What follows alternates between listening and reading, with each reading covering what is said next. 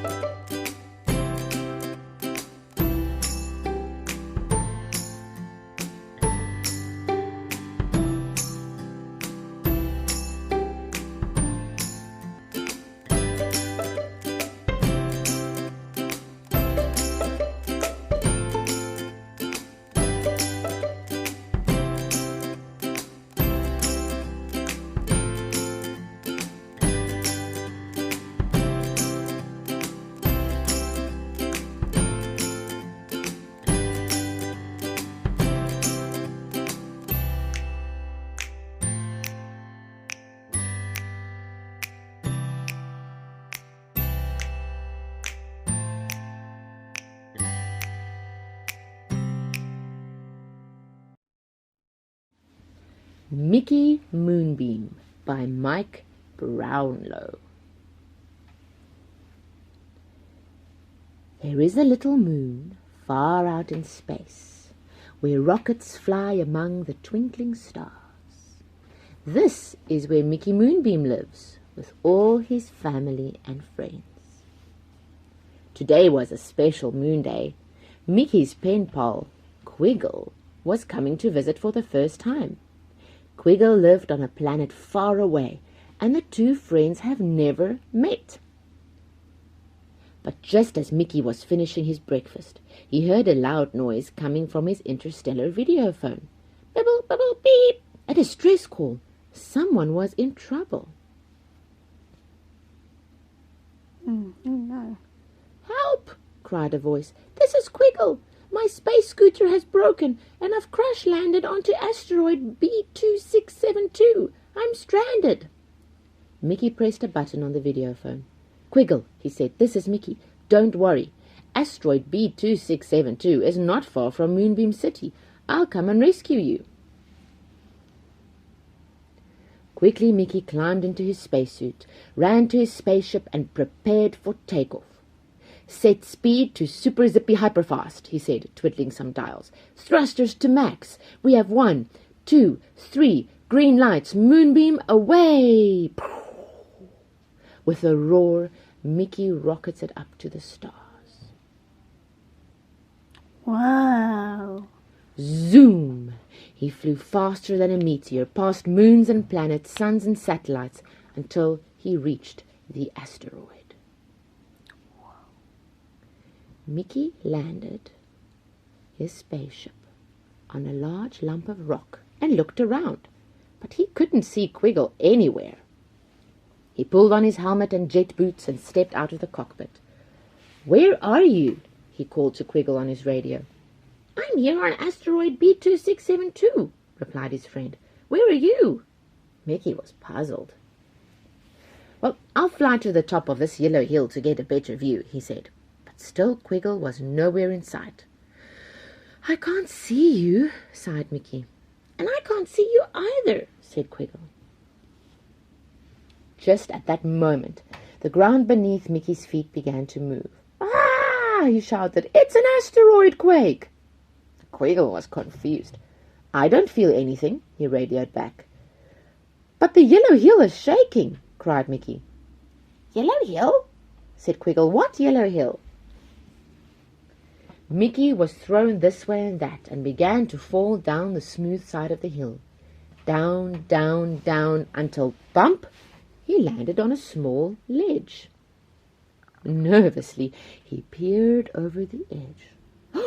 Great galloping galaxies, he gasped. Are you all right? Called Quiggle anxiously. Yes, said Mickey, but guess what? I can see a huge eye and a giant nose and enormous ears and a gigantic upside-down face. And Quiggle, the gigantic face, looks just like you. Quiggle was worried. "I don't understand," he cried. "Where are you?" "Look on the visor of your helmet," said Mickey. Quiggle looked and saw something small waving at him. "Oh," he gasped, "it's a teeny-weeny little spaceman." "But Mickey, the little spaceman looks just like you." "It is me," said Mickey. And then they both understood. The big yellow hill was Quiggle's helmet. "I didn't know when we spoke on the video phone that you were so small," he said. "It's not me who's so small, it's you who's so big," laughed Mickey.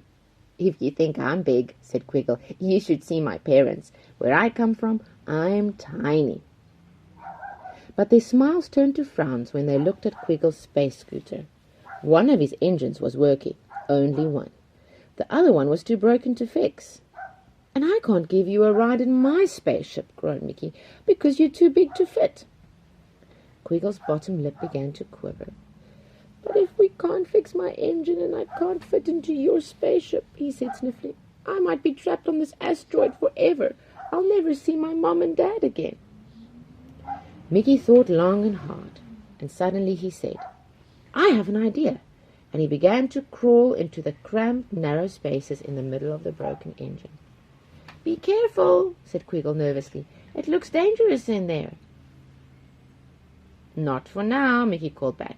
"I can just about squeeze through. It's lucky I'm so small." A couple of moon minutes later, Mickey reappeared carrying a bundle of wires. "Now, can you move my spaceship over here to your scooter?" "Of course," said Quiggle, and he picked up Mickey's ship as easily as if it were a feather. "It's lucky I'm so big and strong. What's your plan?" "Let's use my spaceship instead of your broken engine," answered Mickey. "We can tie it to your scooter with this wire." So that's what they did. "Good work," they agreed when they'd finished. "Now let's prepare for takeoff." "Thrusters to max," shouted Quiggle. "We have 1, 2, 3 green lights," cried Mickey. "Quiggle and Moonbeam, away!" It worked. The two blasted off the asteroid and rocketed all the way back to Moonbeam City. While the space scooter was being repaired, Mickey showed Quiggle the house where he lived with his family.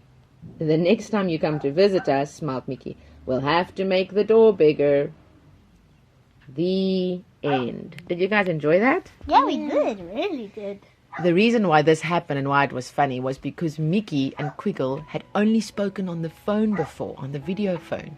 They'd never met in person, so they didn't realize the one was so big and the one was so small, hey? Yeah, it's so funny. Thank you so much for joining us for our family tea time and reading time.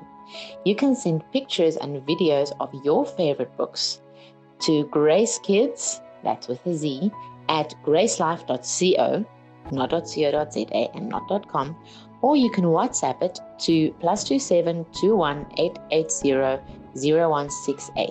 It would be awesome to hear from you and see what you're doing, and we might share it on tomorrow's program. Have a great day.